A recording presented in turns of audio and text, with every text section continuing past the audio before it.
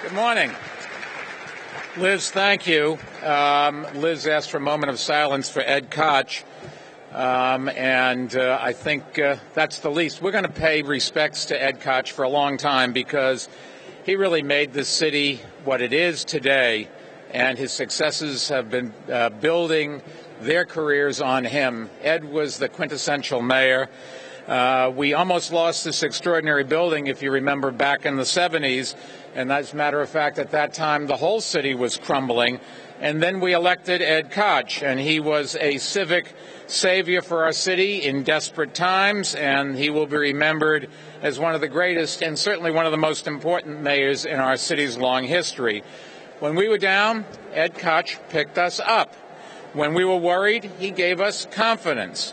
When someone needed a good kick in the rear, he gave it to them.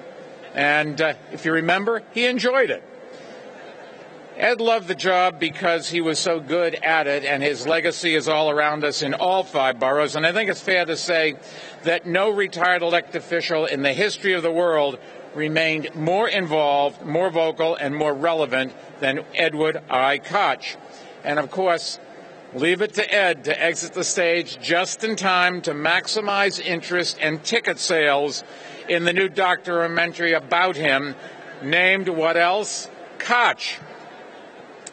I talked to his sister this morning, and we reminisced a little bit, and she pointed out that Ed went the way he would have wanted to go. No pain, still kicking and fighting. I talked to him a couple days ago, and he gave me some advice, which I probably didn't want to hear, but he was always doing that. Ed stayed relevant, stayed interested right till the very end. He was a great friend of a lot of ours, particularly of mine. He was one of the few people to endorse me back in 2001, and he remained a strong supporter.